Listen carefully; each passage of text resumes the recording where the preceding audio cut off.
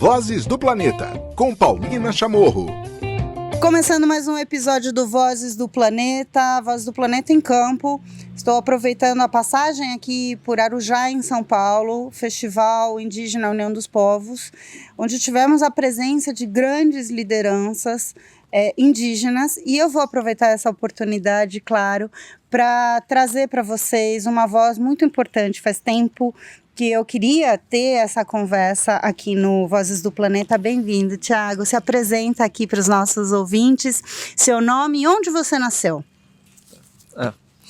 Eu sou Karaide Ekupé. Esse é o nome dado através de uma cerimônia que a gente chama de Nyemongarai.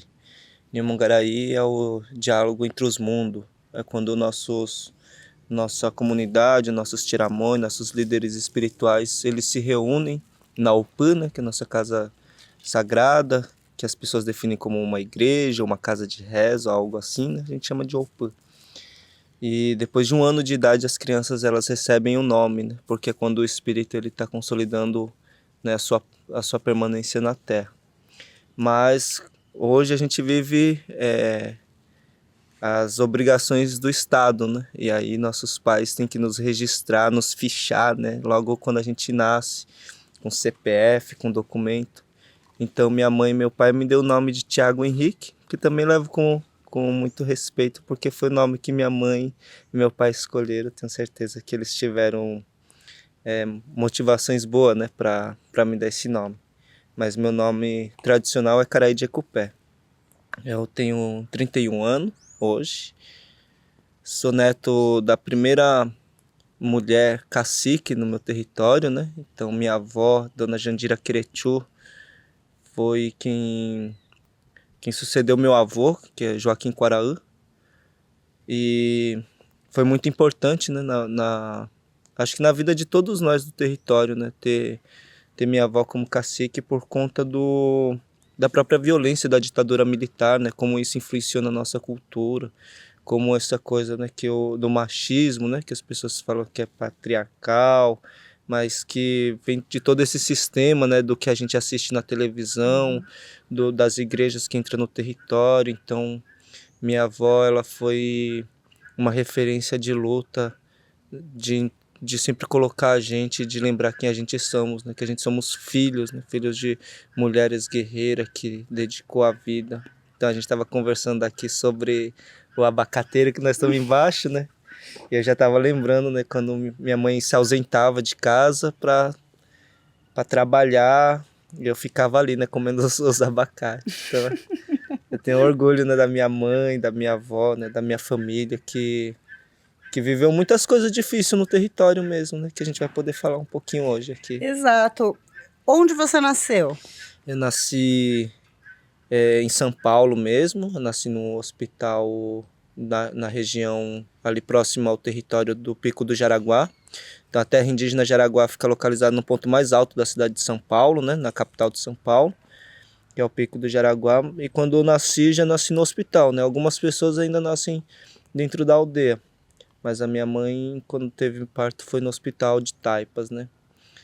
E aí desde então eu vivo dentro do território, né? Nascido, criado, já fui morar em outras aldeias durante um pouco tempo, né? Porque nós Guarani somos caminhantes, né? A gente sempre está circulando o mundo, mas eu tenho um pouco assim de raiz mesmo dentro do território por ser neto dessa liderança que foi minha avó, meus avós, né? E por ter essa responsabilidade também de continuar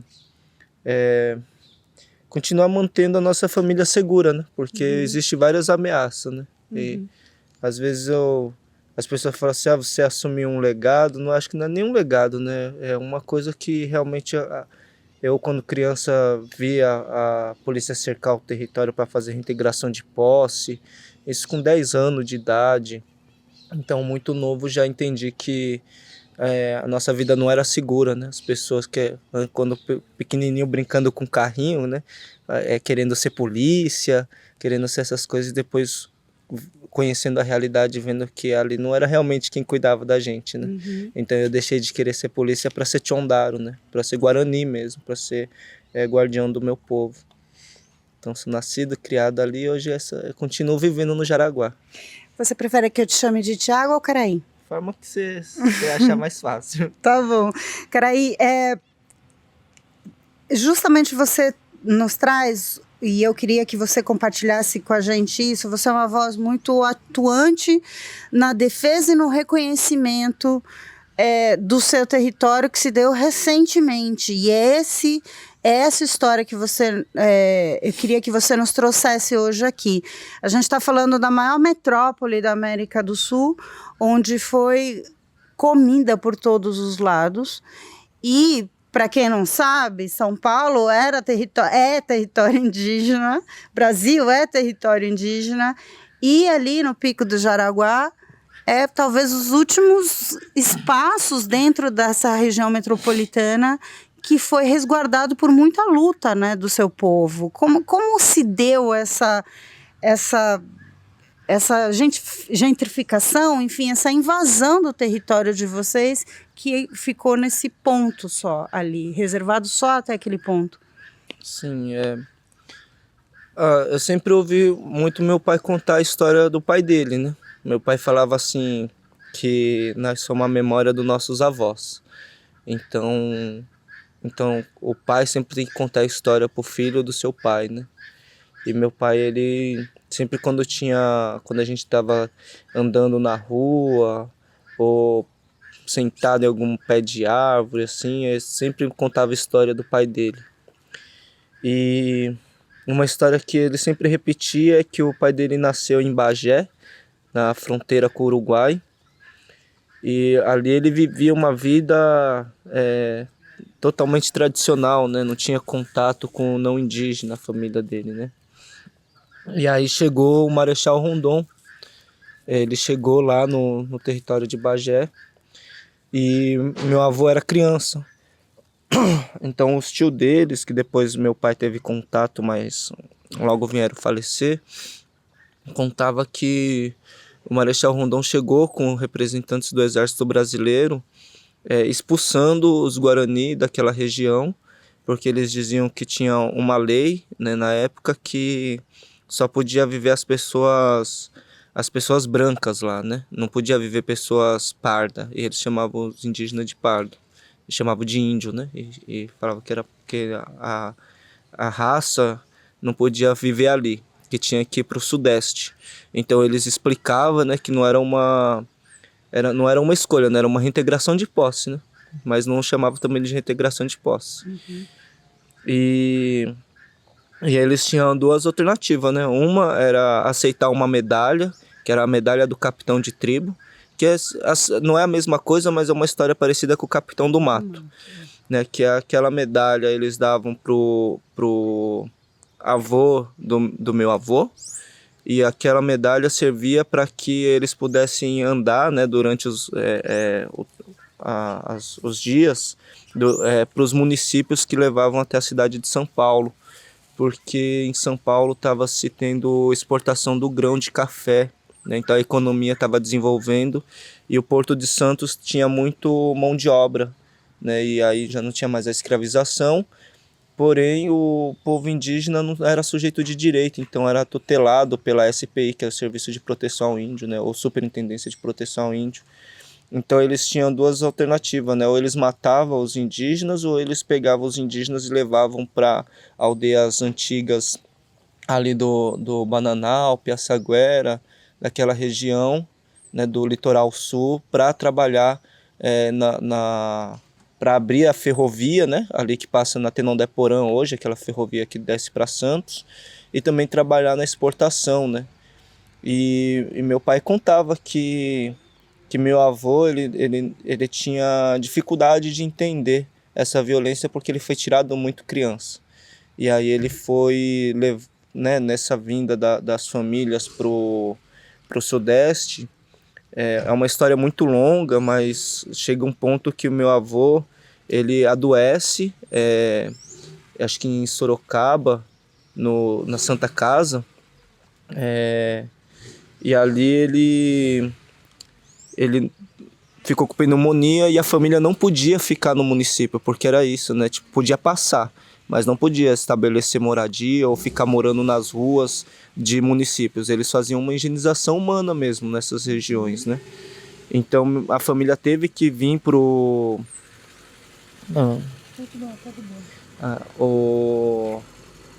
A família teve que ir embora para onde que os militares direcionavam, e meu avô ficou internado no hospital. E depois que meu avô ficava, e aí era uma confusão de entender se foi 1 ano, se foi mais, se foi menos, mas ele ficou muito tempo internado.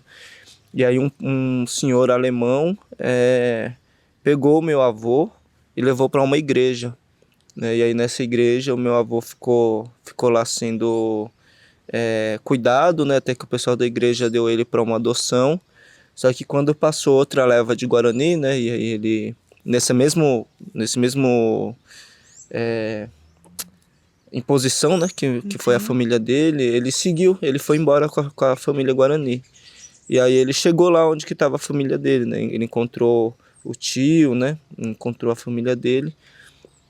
E aí ele viu toda a violência que tinha ali, né? Que era isso, não era sujeito de direito, né? Então, para sair de uma aldeia para outra, você tinha que ter uma carta dos postos militares da SPI que te... Acredito, até para se deslocar para o Sim. território.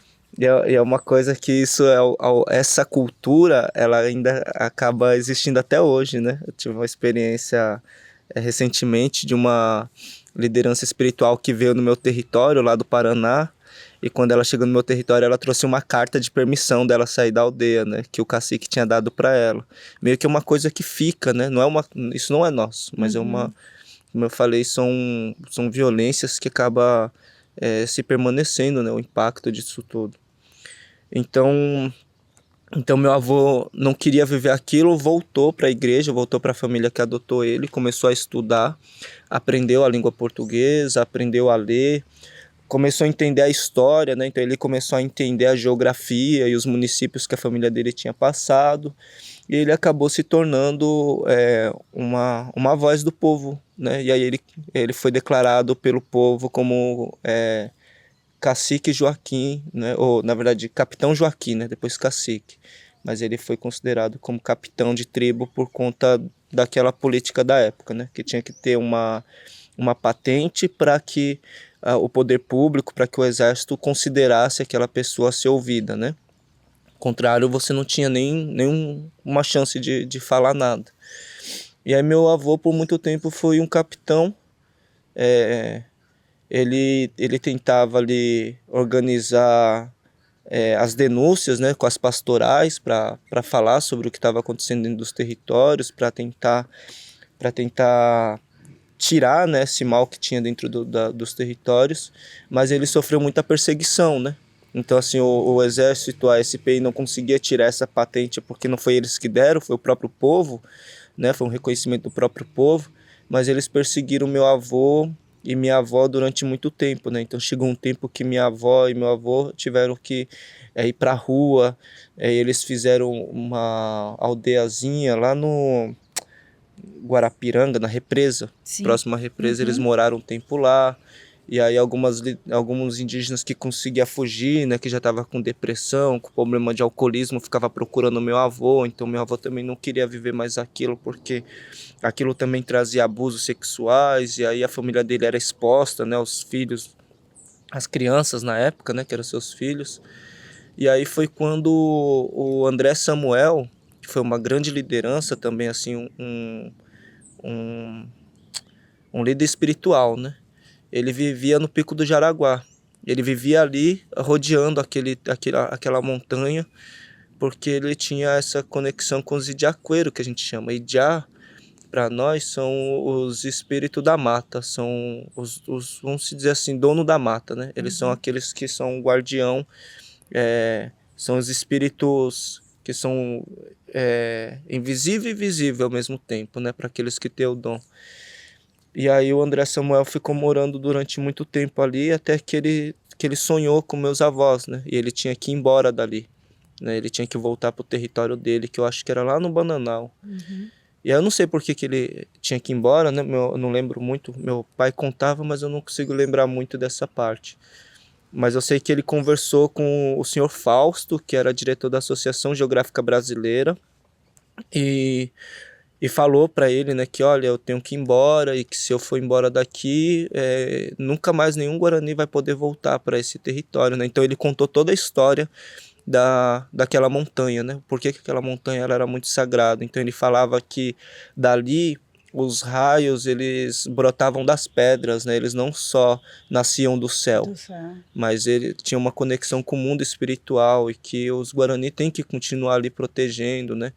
E aí foi quando ele falou para trazer o primo dele, né? Ele chamava meu avô de primo, para ficar ali, né? Porque se ele ficasse ali, o povo Guarani ainda ia poder ter uma chance de viver nesse território. E aí esse senhor Fausto chamou meus avós, né? E aí levaram na onde que hoje a gente chama de Tequartu, que é a aldeia mais antiga, né? Assim, nesse processo de aldeamento pelo pensamento do não indígena, né? Que é demarcar um espaço, né? Que é ter uma posse de um espaço. Nós, povo indígena, não temos posse sobre terra. Nós não temos posse sobre outros seres. Quando a gente tem um bichinho, um exemplo, na nossa vida, né? A gente chama de Tirumbá, que é como se fosse, assim, nosso amigo, né? Nosso guardião. Ele tem mais importância para proteger a gente do que a gente está protegendo eles, né? Então a gente não tem esse negócio, mas no contexto de vida a gente acaba tendo esse processo de demarcação. E aí se demarca em 14 de abril de 1987 a terra indígena Jaraguá, como a Tequartu, com apenas 1,7 hectares, então sendo a menor terra indígena demarcada no Brasil, né? Meu pai falava da América Latina, mas eu não... 1,5 hectares, não é nada. Exatamente. Meu pai falava que de toda a América Latina nosso território era o mais pequeno. Só que aí eu não sei porque eu acho que outros territórios nem demarcação fazem, né? Que hoje eu descobri que na Guiana Francesa, um exemplo, o povo indígena da Guiana Francesa é considerado só como cidadãos europeus, não como cidadãos indígenas, né? Então eles nem demarcação têm. Então, mas nesse processo nacional nós éramos o povo que tinha a menor terra indígena para sobreviver, né? E aí vem muito emblemático que seja naquele lugar onde tem o maior número de pessoas da América do Sul, né? Exatamente. E aí se conquista a demarcação, só que meu avô vem a falecer, né? Faz a passagem dele. Meu avô também tem várias controvérsias, então ele não era uma pessoa perfeita, ele era um ser humano, né? Tinha também enfim, ele também era apegado nesses impactos todos da sociedade não indígena que ele viveu, né? Então ele foi uma pessoa que viveu sobre a cultura do evangelho, né? Da igreja, então ele tinha algumas controvérsias aí, mas que eu tenho certeza que ele era uma pessoa boa, né? Era um ser humano, né? Um ser humano que tinha suas dificuldades. E aí, como eu falei, minha avó assume, né? O cacicado, né? Que aí já não é mais capitã, né? Ela não se torna uma capitã, ela se torna uma cacique. E minha avó enfrenta muitas coisas, porque ela era uma Guarani que nasceu no litoral sul. E minha avó, ela passou por esse processo também, né? De muita violência. Onde ela não teve escolha de com quem casar, né? Ela não casou por uma paixão, por um amor, ela casou por uma obrigação, né? Ela contava que quem decidia era o pai dela com quem ela ia casar, né? Então, hoje eu particularmente olho para nossa juventude e vejo que isso não é nada bom, né?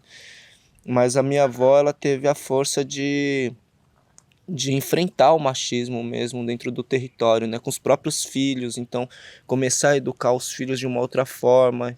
E aí ela pegava nós, né, os netos dela, com um exemplo, a gente tem um rio dentro da Tequartu que se chama Ribeirão das Lavras, e a gente chamava Rio da Avó, porque toda vez que a gente ia pro rio, a gente falava pros pais, né, a gente vai tomar banho lá no Rio da Avó, porque a casa da minha avó fica bem de frente pro rio.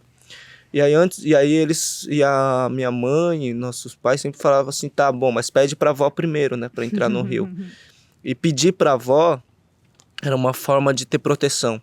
Né? Então quando a gente passava na casa da avó e falava, vó, a gente vai tomar banho no rio. E aí a avó, ela fazia, né? Ela vinha, a gente pedia a benção para ela, né? Porentê, que a gente fala. Porentê é como a gente pede benção. E aí minha avó falava sempre, né? Para lembrar de quando eu fosse tomar banho naquele rio, a gente tinha que pegar água, né, molhar o nosso pulso e molhar a nossa cabeça e pedir para que toda a vida que existe ali, né, sentisse nosso coração e nosso pensamento, né, e que a gente queria brincar na água, que a gente queria fazer parte da água, mas não fazer mal. Então, se a gente tivesse esse respeito, né, a água protegia a gente. E assim era, a gente tomava banho ali, parecia um grande rio, né? A minha lembrança é que aquele riozinho que hoje eu enxergo tão pequenininho era um grande rio. E eu tomava banho com meus primos, e depois quando a gente cansava, nas margens, né, nas paredes do rio, os peixes faziam um buraco, né, toca. Então a gente bagunçando, os peixes entravam tudo na toca. E a gente ia lá e colocava a mão no buraco, às vezes muito fundo, e pegava cará, tilápia, pegava o peixe na mão e levava lá no terreiro da avó, limpava o peixe, fazia fogueira. E ali com a avó a gente comia peixe, a gente ouvia as histórias, né, de quem nós somos, né, da onde a gente veio, por que nosso nome Guarani a gente recebe depois de um ano, né, por que nós cantamos cantigas que não tem palavras que podem ser traduzidas, né. Então minha avó ela sempre de alguma forma ensinava para nós a nossa forma de existir no mundo, né. E aí Isso é muito bonito, né? Eu tô lendo bastante, né, sobre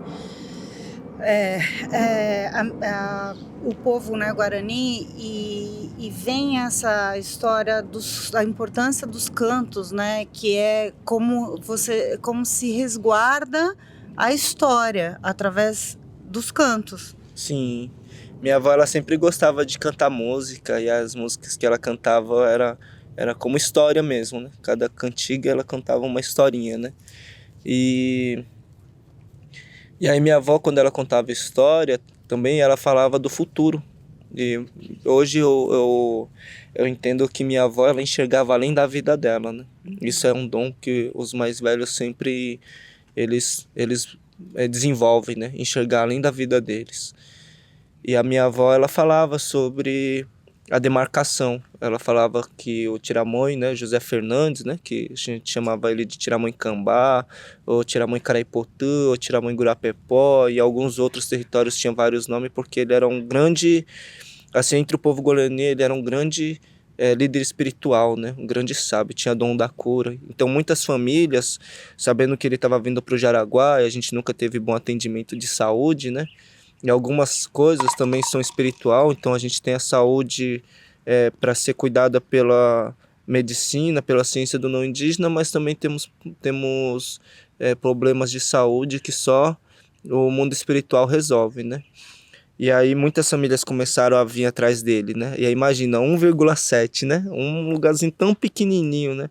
Para receber tantas famílias que vinham atrás do Tiramões. E aí minha avó falou para ele, né? Olha, a minha filha tá indo morar do outro lado da rua, né? Tem um espaço um pouco maior e tem que ocupar aquela área, né? Porque isso aqui, se ocupar ali, a gente vai lutar para que a FUNAI reconheça que a gente não teve uma demarcação. Uhum. Porque ali foi mais ou menos no ano de 93, 92, né? Nesse período. E aí já em quase 2000 começou a se formar essa comunidade que se chama Tecoá Puraú. Tecoá Puraú, Tecoá significa aonde vivemos, né? Puraú é algo novo, né? Então a gente está falando de uma nova aldeia, né? De um novo lugar para se viver. E aí quando a Tecoá Puraú se forma, começa o questionamento da minha avó e do Tiramões José Fernandes dizendo que a Constituição Federal não foi, que foi um direito conquistado, mas não um direito efetivado, né? Uhum. Então a gente nunca teve um estudo de demarcação. A gente teve uma demarcação de 1,7 hectares em 14 de abril de 1987 como uma estratégia da SPI de tentar apagar os crimes que cometiam contra famílias indígenas, né? Então eles tentavam queimar as provas, eles tentavam, né, pegar aquelas lideranças que sofreram e que falavam bem o português e tentar minimizar a relação com essas pessoas, né? Então trazia Diruá para fazer as pazes. Foi uma forma também meio de encurralar, né? Sim. Então a minha avó ela começou a expor isso, o Tiramões também, e aí a FUNAI, que ainda tinha gente do SPI dentro da FUNAI na época, começou a então fazer o estudo de demarcação. E aí entra nesse processo, né, que a Constituição brasileira diz que tem um prazo de 5 anos, né, para que a demarcação ela seja feita, né? Então, quando ela não é que da Constituição tem 5 anos para se fazer todas as demarcações do Brasil. Existem 5 anos para se fazer o processo de demarcação a partir do momento que ele dá início. Dá início, isso. E aí se deu início o nosso processo de demarcação e ele nunca andava, nunca ia para frente, né? Porque a gente está falando da maior metrópole da América Latina, a gente está falando muito interesse por território. Exatamente, onde um metro quadrado ali é muito caro, né? A gente está falando de um ponto turístico, do ponto mais alto da cidade de São Paulo, né? Um território que está rodeado pela rodovia Anhanguera, rodovia Bandeirantes, que homenageia nossos assassinos, né? Um território que depois veio o Rodoanel, né? Então a especulação imobiliária, a especulação de transportadoras mesmo, né, essas logísticas de caminhão ali é muito grande. E aí, então quando eu era criança, mais ou menos ali por volta de uns 10 anos de idade, o Pereira Leite é o pai do Joaquim Pereira Leite, que assumiu no governo Bolsonaro o Ministério do Meio Ambiente, né? Ele sucedeu o Salles no governo Bolsonaro, o Joaquim Pereira Leite. O pai dele, quando eu era criança, foi na Tecoapiaú com uma mala, e aí ele tava com uma mala cheia de dinheiro, e ele pediu para falar com o cacique, né? Aí apresentaram o Tiramães José Fernandes como cacique, e aí ele falou que queria conversar com ele, que ele tinha uma mala de dinheiro ali, e que aquela área que a comunidade ocupava era uma área particular dele, que ele ia fazer ali um acesso à rodovia dos Bandeirantes, tipo parada de carro, essas coisas, e que a família precisava sair para ir lá para Tenondeporã, que é outro território guarani que tem na cidade de São Paulo, no extremo sul de São Paulo. E aí ele falou essas coisas pro nosso Tiramães. Aí o nosso Tiramães chamou ele para Opã, né, para nossa casa sagrada. E falou para ele sentar lá, fechou as portas e falou assim: então, agora você não vai sair daqui até a Polícia Federal chegar, a FUNAI, e explicar de onde é esse dinheiro, né, que você está trazendo. E por que você acha, né, que a gente vai trocar a nossa terra, né, por esse punhado de papel, né? Então, aquilo foi um momento muito forte, assim. Muito estratégico também de luta, né? E eu era criança, não entendi nada, eu ouvindo os mais velhos falarem sobre aquilo, e todo mundo indo, né, pra Tecoapiaú pra entender, e aí esse Pereira Leite já era uma pessoa influente na política, né? Até hoje a família dele é na extrema direita, né? Tanto que o filho dele estava no governo Bolsonaro. E aí ele fez ligações, e de repente a polícia militar começou a cercar a aldeia, com armas de grande porte, 12, metralhadora, essas armas grandes, né? E nós nunca passamos por essa situação quando criança. Então a gente tinha arquinho que a gente fazia apresentação em escola, então nossos pais faziam arquinho como artesanato, né? Para vender, e nós criança pegava aquilo para brincar, né? Então a gente tacava um no outro, nem se machucava, não tinha ponta. E de repente aquelas polícias estavam todas cheias de arma ali, e a gente pegou, né? A gente criança começou a pegar aqueles arquinhos para mostrar que nós era Guarani.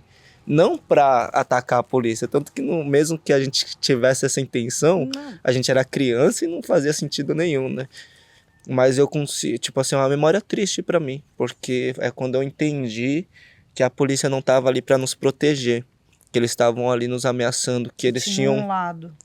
E eles tinham assim, eu era criança e eu lembro do policial apontando uma metralhadora para mim, para os meus primos, e dando risada, falando que estava fácil derrubar do muro, né? Como que ia cair do muro, falando para vir mais para frente. Tipo, eles faziam, caçoavam, né? Então isso é uma memória que eu não queria ter. Mas, infelizmente, dali eu começo a entender que nossa vida não é segura mesmo, né? No território. E esse processo ele continua, então o Pereira Leite consegue sair dali, porque a comunidade fica cercada pela polícia, mas o Tiramães consegue fazer a Polícia Federal vir, eles vão lá para a região da Lapa, né? Onde tinha a sede da Polícia Federal. Sim. E aí os mais velhos resolvem tudo, eu nem sei muito bem, porque, como eu falei, era muito criança. Mas depois disso, né, eu vou crescendo e aí começa a vir as reintegrações de posse, né? Então o Pereira Leite move a integração de posse contra a Tecoapiaú, a gente começa a resistir. Eu lembro que quando criança, nossos tiramões não deixava muito que o não indígena entrava na UPAN, né? Porque a nossa reza, a gente não faz, a gente não comercializa a nossa espiritualidade. Isso é uma coisa que, como a gente estava falando da cidade de São Paulo, né? A cidade de São Paulo foi fundada no pátio do colégio pelas reduções guaraníticas, né? Eles chamam de reduções jesuíticas, mas quem era reduzido era o povo indígena, que era confinado naquela vila para se formar a cidade. E tentavam, né, acabar com a nossa língua, acabar com a nossa forma de existir, mas a nossa espiritualidade, a espiritualidade do povo guarani é muito forte, né? A gente existe até hoje, né, sendo um dos povos que teve contato tão, em um passado tão distante, mesmo assim a gente permanece com a nossa língua e com as nossas práticas, né, vivas, né? Então, isso era uma coisa que não se deixava nossos rezos ir para fora do Opã. Tinha toda uma forma tradicional quando você entrava de no Opã. resguardar isso. Sim. E aí, de repente, o Tiramões decide que a gente vai fazer uma manifestação na Avenida Paulista. E aí o Tiramões começa a puxar os boraí, né, as rezas guarani, em uma manifestação na Avenida Paulista, e tudo isso é muito confuso também, né? Porque primeiro a gente não pode mostrar, de repente a gente está lá na rua, né, cantando taroá, né, que a gente chama, né, cantando música muito sagrada, que é o diálogo dos mundos, né? E aí eu começo a entender o que é ser liderança, né, vendo como as lideranças elas estão expondo a nossa forma de ser para dizer assim, não, nós existimos, nós somos um povo tradicional. Esse foi o recado que o Tiramões estava dando ali, né, que nós somos Guarani, né, que nós vivemos na cidade, que nós existimos, que nós usamos roupa, mas nós temos o que o de lá não tem, né, a nossa espiritualidade é nossa. Então essa forma de se expor que você vivenciou, né, muito mais jovem, né, do que, né, muito mais jovem, foi também uma demonstração do que significa a resistência, né? Muito mais do que só preservação de cultura e território, o que seria uma resistência, né? Sim, exato. E aí nossa vida vai surgindo mais pessoas, né? Então o meu tio, o Ari, que é o filho mais velho do meu avô, né? Então o tio mais velho, ele faz uma retomada na Itacupé, que a gente chama Atrás da Pedra, porque é a aldeia que fica atrás da montanha. E aí, em 2006, ele fez a retomada. Só que aí a FUNAI tirou ele de lá, porque não tinha o estudo de demarcação também, né? Então ele voltou em 2014, quando já tinha o estudo de demarcação. E aí também vem o Antônio Tito Costa, que foi deputado da Constituinte Brasileira, que foi prefeito e vice-prefeito de São Bernardo, também com ações de reintegração de posse contra as famílias, né? Então a polícia também, aí veio o documento que a polícia vai expulsar, né? E aí eu tentando entender o que é reintegração de posse, né? O que é reintegração de posse? Aí o meu tio manda eu ir lá para a fronteira da Argentina e Brasil, que é nas Missões. Acho que é Argentina ali a fronteira. Sim. E aí ele mandou eu para lá, não sabia por quê. E aí uma pessoa me encontrou e me levou numa igreja. E aí numa igreja um senhorzinho, né, tava lá me esperando para explicar o que era reintegração de posse. E aí, porque de vez ser o advogado, né, para explicar, ele me mandou para lá para um Guarani. E aí ele me contou da história do Sepete Araju, né, e a história daquele lugar que foi aonde o exército de Espanha e Portugal se uniu para expulsar o povo Guarani daquela região, porque eles tinham interesse sobre a região, né, briga territorial entre Espanha e Portugal, e depois eles tiveram briga territorial, os dois se uniram contra o povo Guarani. E aí eu volto pro território sabendo que é aquilo, né? Que aquilo não é algo novo, né? Que aquilo sempre existiu, que sempre existiu formas de... Esse movimento de expulsar, Sim. de retirar, né? Movimento agressivo e criminoso, Sim. né? E que, assim, porque a gente tinha que entender que eles estavam falando que aquele ali não era o nosso direito, né? Então eu entendi que não, né? Que é o contrário. Que eles estavam querendo determinar que era o dono da terra, né? Em nenhum momento eles conhecem o dono da terra também. né? Eles não sabem que nós somos Deus também, nós somos parte da criação. Então, a gente começa a fazer diversos movimentos, então a gente começa da forma que o Tiramões José Fernandes fez, né? A gente leva nossas rezas para o batalhão da Polícia Militar, que fica na estação Vila Clarice, ali na região, né? Então nós vivemos também numa como que eu posso dizer assim, aquela área, ela é toda militarizada ali, né? Perto de Pirituba, né? Então Sim. ali tem um posto.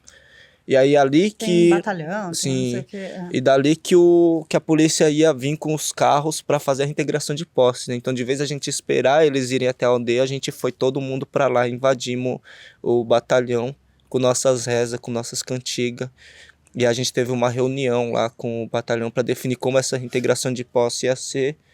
E a gente definiu, né, que se fosse para nos tirar, né, que era para eles irem com trator, né, e que eles tinham que cavar os buracos para enterrar nós ali, né, que a gente ia resistir, que a gente ia morrer pelo território e que tudo bem se a gente perdesse, mas que nós tínhamos que ser enterrado ali dentro do nosso próprio território. Porque a Itacupé é onde que a gente sonhou que nossos cemitérios deveriam se permanecer. E aí essa posicionamento fez a polícia militar recuar, né? Então a gente não teve a reintegração de posse. E aí em 2015 a gente conquista a nossa demarcação no governo Dilma, né? O governo Dilma foi muito difícil dialogar, né? E a gente já tinha todo o processo finalizado, estava lá no Ministério da Justiça, só precisava de uma assinatura. E as mulheres decidem que tem que fazer outras manifestações na Avenida Paulista, chama, e aí vários territórios se juntam, né? Então, Tenondeporã, Ubatuba, enfim, Litoral Sul, Litoral Norte, Vale do Ribeira, vários territórios se juntam lá de Silveiras. Sim, e aí as mulheres, elas pegam os adiacá, né, que são as cestarias, e elas começam a andar na cestaria e fala para nós ir pedindo caneta para as pessoas, né? Fala assim, eles estão saindo de escritório, de faculdade, pede caneta para eles. E eu assim, sem entender, né? Mas por que a gente vai pedir caneta? Ele falou, não, porque o que falta para assinar a demarcação é a caneta, porque o ministro já está lá, porque todo o processo já está lá, tudo tá pronto. O que falta para ele assinar é a caneta. Então, se é a caneta que falta, a gente vai levar a caneta para o ministro. E aí a gente arrecadou mais de 1.000 canetas. Essas canetas foram levadas para Brasília, para o José Eduardo Cardoso. E aí quando chega lá, né, isso é um constrangimento para ele, porque ele olha aquilo e ele tenta explicar o porquê que o governo Dilma não demarca o território Jaraguá. Ele fala que se demarcar o território, o governo do estado já estava se posicionando contra, estava pressionando a União para não demarcar, e que se demarcasse eles iam entrar com um mandado de segurança, né? Então a gente fala, o governo Alckmin, que hoje é atual presidente da República, vice-presidente. E aí as lideranças, o povo, né, fala para ele sim que a tutela acabou, né, quando a Constituição brasileira garantiu o direito dos povos indígenas, né? Então nós não somos mais povo tutelado, e que se o Estado vai entrar com uma ação de mandado de segurança contra a demarcação, a gente também vamos entrar dentro da justiça para defender o nosso direito. E aí ele vê aquilo, né? Ele entende que o que ele está fazendo é uma tutela e ele assina a demarcação do Jaraguá. Então a gente conquista a nossa demarcação em 2015. Em 2015 ainda o governo Alckmin, o governo do estado, né, o governo Alckmin vai lá, entra com mandado de segurança, isso começa a ser discutido judicialmente, a gente entra na justiça também. Tem um ministro do Supremo Tribunal Federal, não sei se foi o Dias Toffoli, que se manifestou, né, no processo, dizendo que não fazia sentido, né, aquele mandado de segurança. Só que aí o governo Dilma sofre impeachment, né, e aí em 2017 o governo Temer tá ali na governança do país, e o governo Alckmin se alia ali, né, e eles criam uma nova estratégia, já que judicialmente, pelo direito judicial, eles não conseguem acabar com a demarcação, então eles vão pelo interesse político e criam uma portaria de desdemarcação. Então o Ministério da Justiça do Torquato Jardim, né, que eu prefiro chamar de Ministério da Injustiça, né, eles eles vão e criam essa portaria de desdemarcação e reduz o território a 3 hectares. E que aí é uma confusão, né? Porque eles foram muito... Assim, eu vou ser sincero, eles foram muito burro. Eles são muito burro mesmo. Porque se eles iam acabar com o processo de demarcação, tinha que voltar a ser 1,7. Só que sem estudo, sem diálogo, sem consulta prévia, sem nada, eles demarcam 3 hectares. Então isso não tem como existir. Não tem como qualquer juiz, só se for muito racista mesmo, declarado, para levar uma coisa dessa a sério, né? Então, assim, eles vão lá e demarcam 3 hectares da terra indígena Jaraguá, né? Reduz o território a 3 hectares. E a gente continua na justiça defendendo, né? A gente ocupa o Pico do Jaraguá, a gente desliga, né? A gente nem sabia o que a gente estava fazendo. Quando a gente conquista a demarcação, é uma felicidade grande. Mas aí do dia para a noite, por um interesse político, o ministro vai lá e assina uma portaria atrás, né? Reduzindo. O que isso significa? Igual em 2006, quando a FUNAI chegou para o meu tio e falou assim, não, vocês têm que sair porque não tem nenhum documento que garanta a permanência de vocês aqui. A polícia vai vir e vai cometer violência, não tem nada que assegura. O que vai assegurar a luta de vocês é o Quatiá Pará, que a gente chama, né? Que é o documento. E aí todos nós fica assim, né? Incrédulos, sem entender e pensando, poxa, então agora não tem mais o Quatiá que vai defender a nossa luta para nos dar a oportunidade de dialogar e de tentar reverter uma reintegração. A polícia vai vir e a justiça vai determinar a expulsão nossa do nosso território, né? Então vamos pro nosso campo de batalha, vai ser aquela torre, né? Então algumas lideranças são sonhos, né? Alguns decidem fazer a luta de um jeito mais fervoroso, né? Eu, ouvindo Tiramões, já entendia que não podia ser algo muito assim, tipo de conflito, porque nós, povo guarani, não somos um povo de conflito. Mas aí algumas lideranças decidiram chamar outras indígenas, né? Outros parentes. Lá de Bauru, Tupi-Guarani, que são mais bravos, né? Eles já são mais acostumados com conflito. E o Guarani, nossa forma de lutar é a espiritualidade mesmo. Cada povo tem uma forma, né? E essas formas se complementam, né?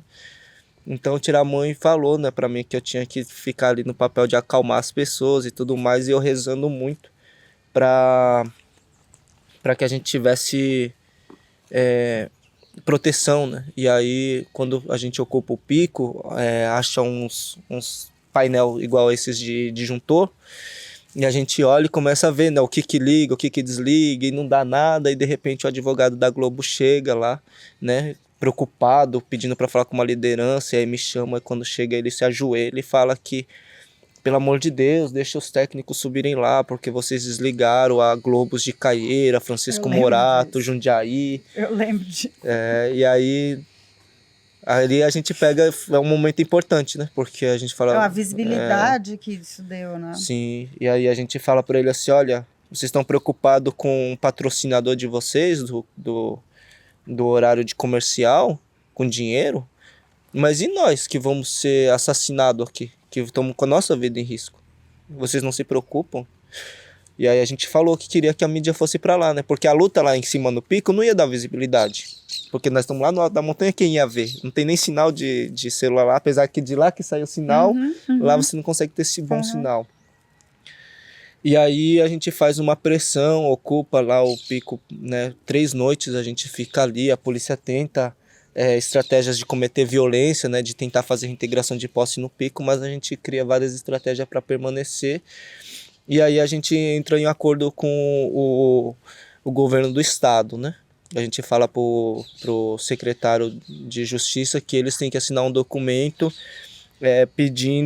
dizendo que eles não vão entrar mais com ação contra a demarcação, que eles voltam atrás, né? Que eles abrem mão da ação que eles estavam tendo ali no mandado de segurança e que eles não fariam mais aquilo.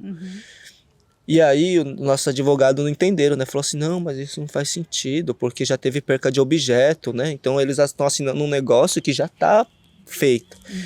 Só que a gente pensamos, né? A gente vai conquistar com que a nossa portaria volta. E se nossa portaria voltar, eles se comprometeram que não vão voltar, né? E aí quando eles assinam isso, a gente pressiona o Ministério Público Federal para cumprir com o artigo 232 da Constituição, né? Que diz que o Ministério Público é o responsável por garantir o direito, né? Por efetivar o nosso direito, por ser o nosso principal advogado. E aí o Ministério Público faz isso, a gente tem que fazer pressão também, porque a gente tem procurador dentro do Ministério Público Federal que não é aliado, né? Nem todo mundo é aliado dos povos indígenas, nem todo mundo que se diz indigenista é indigenista. Então a gente tem também que fazer esse movimento, e o Ministério Público consegue uma ação liminar, né, que derruba essa portaria de desdemarcação, e aí volta a valer a portaria de demarcação de 2015, e a gente ficou todo esse tempo vivendo com duas portarias, uma suspensa liminarmente, né, a outra portaria válida, e aí essa discussão do marco temporal vindo, né, todas essas ameaças, mudança de governo federal. Sim, exatamente, o governo Bolsonaro vem, né, com várias ameaças. E aí a gente decide a estratégia, né? Entendeu que o governo do estado era contra, então a gente tinha uma relação péssima com a Fundação Florestal, e mas a gente também nunca conversamos com o diretor da Fundação Florestal, a gente falava da Fundação Florestal como a instituição, como se ela fosse uma pessoa, mas na verdade a gente não sabia o que era. E aí a gente tem em 2019, né, a construtora Tenda, que chega lá no nosso território querendo derrubar mais de 4.000 árvores, né, querendo construir um empreendimento de 11 torres, sem respeitar o direito à consulta livre, prévia informada de boa-fé, que nos garante a Convenção 69 da OIT, sem respeitar a Portaria Interministerial 060 de 2015, né, que garante que qualquer empreendimento nesse contexto urbano, né, que a gente vive ali a menos de 1 quilômetro, tem que ter esse estudo de impacto com componente indígena. Então eles não queriam respeitar nada disso, e a gente faz um grande movimento que defende, né, que garante ali que não vão derrubar a mata auxiliar, né, que também é uma área de amortecimento do Parque Estadual do Jaraguá. Então a gente consegue proteger o próprio Parque Estadual, né, protegendo a aldeia. E depois vem as queimadas criminosas, né? Que aí nós Guarani, apaga mais de 10 quilômetros de fogo só com galho de árvore, assim. A gente chamava os bombeiros, chamava a polícia, mas o Estado não queria atender, porque era terra indígena, porque estavam bravos com a gente que tentaram fazer a reintegração de posse no caso da Tenda, e a gente resistiu, e a gente é um dos poucos movimentos, se dizer assim, movimento social, não sei se é assim que se enquadra, mas movimento que sofre uma reintegração de posse, e a reintegração de posse não é efetivada não por uma decisão judicial, mas por uma decisão espiritual, né? Porque o comandante do batalhão chega para mim e fala, né, olha, os soldados estão...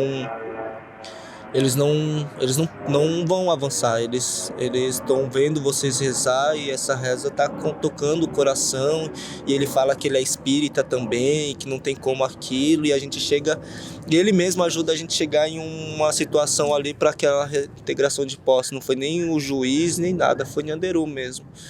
Então, mas algumas pessoas ficaram com raiva, né? Então queimaram o nosso território, colocaram fogo, e aí a gente apaga esse fogo sozinho, né?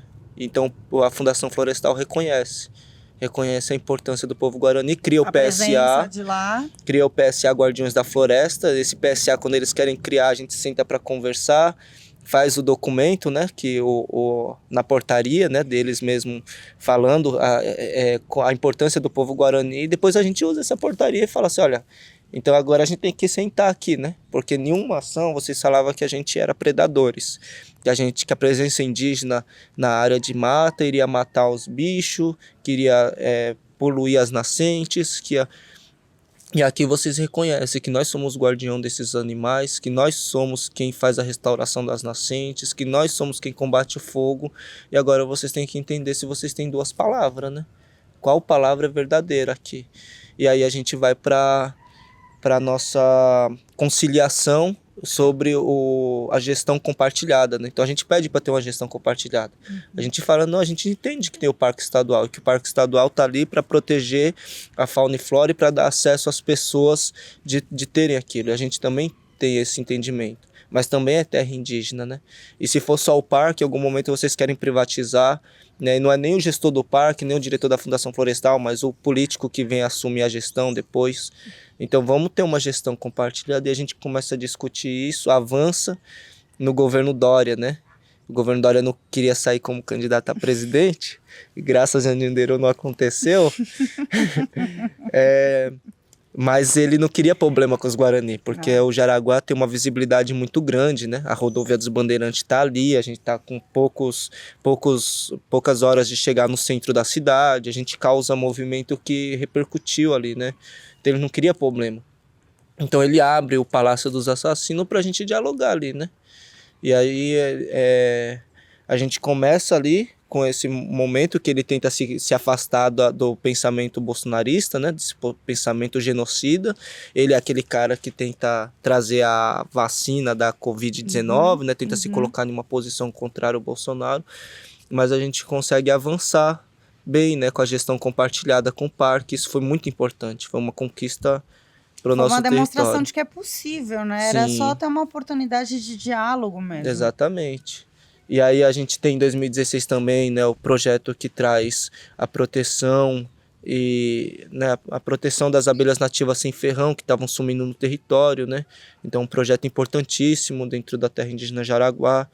A gente começa a desenvolver várias ações de agrofloresta, de reflorestamento, de saneamento ecológico. Então foi importante isso, né? E aí a gente depois vem para esse momento de 2025, né, já? Ou foi final de 2024? Nas eleições, quando eu estava no final do mandato do Bolsonaro, a gente decidiu apoiar a Sônia Guajajara a se candidatar a deputada federal por São Paulo. Então algumas pessoas que se dizia indigenista, mas quando viu a Sônia vir para São Paulo e eles tinham seus próprios candidatos, tentava boicotar ela. Então iam lá na aldeia para falar, olha, ela não é de São Paulo, ela tá vindo para cá porque não tem condição de ganhar lá, na onde que ela tá e tudo, e tenta fazer coisas para que a gente se afaste dela, né? Mas a Sônia é uma referência de luta, né? Foi um erro muito grande deles porém fazer isso, porque motivaram a gente a procurar a Sônia e falar, não, Sônia, você é a liderança indígena na onde você pisar, né? Onde você pisar, onde tiver território Guarani, vai reconhecer você como uma liderança, né? E se seu povo não está aqui para te proteger, nosso povo é teu povo também. E a gente faz a campanha dela e, consequentemente, a gente faz campanha pro Lula, né? A gente não tem nem dúvidas, né? Teve pessoa que falava assim para mim, não, vocês têm que esperar o governo Lula procurar vocês para negociar. Eu falei, rapaz, eu quero fugir do Bolsonaro. Deus me livre, a gente tem que... Não era nenhuma decisão difícil. Não é questão se o Lula era nosso amigo ou não, a questão era o Bolsonaro era genocida mesmo, cara. Ele matou pessoas durante a pandemia, as ações dele mataram pessoas, né? Mataram indígenas principalmente, né? Então a gente vai nessa pegada. Elege Sônia Guajajara como deputada federal por São Paulo e o Lula também, né, eleito presidente. Então ali para nós foi uma conquista muito grande porque a gente já soube. Agora a gente vai entrar na segunda parte da conciliação, que é dialogar com a União e com o Estado junto, né? Colocar, mesmo que o Estado quem ganhou foi o Tarcísio, não importa. Eles estavam ali na mediação com os seus técnicos, né, com a sua parte jurídica do Estado, né? E a parte jurídica do Estado tinha que reconhecer todas aquelas portarias que eles tinham lançado, toda essa... E aí a gente estava ali para fazer acordos, né? Então a gente, né, garantiu que a gente não iríamos ter caça dentro do território, a gente abriu mão, isso é um direito, nós não tínhamos que abrir mão disso. Isso foi uma reflexão nossa, porque o Pico do Jaraguá é um território que está sobre toda a poluição daquelas rodovias. Então os animais, eles já estão muito doentes. A contaminação dos rios que eles bebem água, eles estão doentes. Então realmente a gente é um povo que vive do mercado. Não tem como não dizer isso, né? A gente toma ali rodeado, cercado pela... Então a gente não caça. A gente garante para o parque que a gente não vai caçar, a gente garante para o parque que a gente não quer fazer aldeias dentro da área de parque, né? Que a gente tem as áreas lindeiras ao parque, que eles chamam, né? Que são áreas que estão fora da demarcação, as áreas de amortecimento, que a gente quer formar aldeias exatamente para proteger o nosso zidiá, como eu falei lá no comecinho, né? Do nosso Tiramões, que trouxe meus avós para lá, né? O André Samuel. Então a gente vai explicando, né? Vai abrindo para eles. E aí a gente conquista esse ano, né, a nossa demarcação ali num processo judicial onde o Estado que hoje é governado pelo Tarcísio, né, e a União, que é hoje o presidente Lula, né, com o vice Alckmin. Todo esse contexto confuso a gente consegue ali judicialmente com que eles reconheçam, né, a importância do território, o direito à demarcação, e aí essa portaria ela é anulada, e a nossa portaria de demarcação ela volta a ser válida, não cria uma terceira portaria de demarcação, só cria uma portaria que reconhece a portaria de 2015 como única a ser válida, né? Então a gente também não entra nessa questão de marco temporal, porque essa legislação a legislação de 2015, né? Então nós não estamos nessa situação. Mas, apesar, né, de ter esse momento que agora dia 8 de maio a gente vai ter uma celebração onde o Estado e a União vão se juntar conosco em nosso território para fazer uma entrega simbólica, né, da nossa demarcação, a gente ainda tem, né, essas pessoas que cobiçam o nosso território. Então a gente tem ainda discursos do próprio Gilmar Mendes, né, que estava levando a questão do marco temporal para uma conciliação, de vez se posicionar, porque ela já foi pautada, já foi julgado, né? E que as pessoas têm que saber de uma coisa. No voto do Gilmar Mendes contra o marco temporal, contra a tese do marco temporal, ele fala que aquela discussão ia voltar para lá. Ele não fala porque isso era uma coisa certa, não, ele fala porque ele sabia que aqueles que cobiçam o nosso território iam tentar outras estratégias, e ele conhece essas pessoas. E conhece as estratégias. E joga o jogo. E aconteceu exatamente o que ele narrou. E as pessoas têm que ter consciência disso, que o Gilmar Mendes ele não é aliado. Ele não é nosso aliado, na verdade. Ele é aliado de alguém, mas nosso não. E ele já fez discursos contra a terra indígena Jaraguá. Ele fez um discurso, que depois eu posso te mandar, onde ele cita essa questão do marco temporal, e ele fala assim que o território, que querem demarcar o território Jaraguá se sobrepondo à cidade de São Paulo. Como se o nosso território fosse uma coisa gigantesca. Então a forma de passar informação é a mesma coisa daquele discurso de falar assim que daqui a pouco vai querer demarcar Copacabana como terra indígena. Sim. Que isso não é um absurdo. Copacabana é terra indígena sim. São Paulo é terra indígena sim. O nome já é indígena. A forma de ocupar o território, a forma de proteger o território para o povo indígena viver que é diferente. As pessoas têm que entender que nós não temos posse sobre terra. Que a terra indígena ela é demarcada e protegida pela União para o uso e fruto dos povos indígenas, mas somos nós os guardiões desse território que mantém a floresta de pé, e que a floresta não filtra ar só para o pulmão indígena. Que o que nós estamos fazendo, a nossa forma de viver, garante um futuro, né? E esse futuro é um futuro da próxima geração indígena e não indígena. E esses discursos são maldosos, esses discursos são para que as pessoas continuem entendendo o povo indígena como um atraso, sendo que talvez a gente seja o atraso do fim do mundo mesmo, né? Ótima frase. Porque é isso que a gente vê, né? O excesso de calor, depois o excesso de chuva, depois as pessoas, esse ano eu vi vídeo de pessoas no metrô, gravando vídeo, se despedindo da família, achando que ia morrer por conta exatamente, o medo daquelas pessoas, sabe? Imagina a família recebendo o vídeo, né? Eu, quando ia para a faculdade, hoje eu estudo arquitetura e urbanismo, né, na escola da cidade, para tentar pensar a cidade e levar para a faculdade um outro olhar também. E aí quando eu ia, a minha esposa, choveu, minha esposa ia ficar com medo. Só que eu falo, né? Não, se chover eu não saio mesmo não, porque a cidade ela não é preparada para o fim do mundo. Não tá. Mas, apesar da cidade não ser preparada para o fim do mundo, eles criam e cobiçam o fim do mundo todo dia, né? Mas a gente tem esse entendimento que aqueles que cobiçam o nosso território são pessoas que sempre fizeram isso, são pessoas que sempre se apropriaram de terra indígena, são pessoas que sempre se apropriaram de pessoas, que escravizaram pessoas, que nunca foram responsabilizadas pelos crimes que aconteceram, que continuam no poder, que têm acesso em quem está no poder, que tem acesso a quem toma decisão sobre a vida alheia. né? E que a nossa luta ela não vai acabar com a assinatura de um papel, porque nós, povo guarani, somos um povo da oralidade. A gente tem o dom da palavra, e a nossa palavra ela é sagrada. Minha avó sempre disse isso: honra a sua palavra, porque sua palavra vem do seu espírito.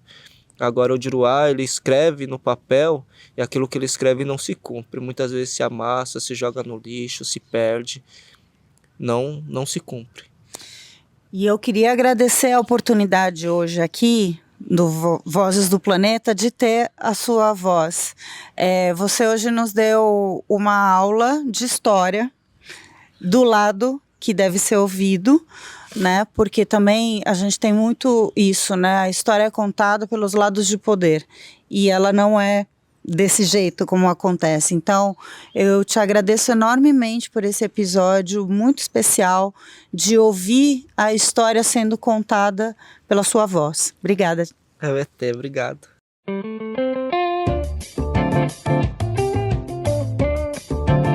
Vozes do Planeta, com Paulina Chamorro.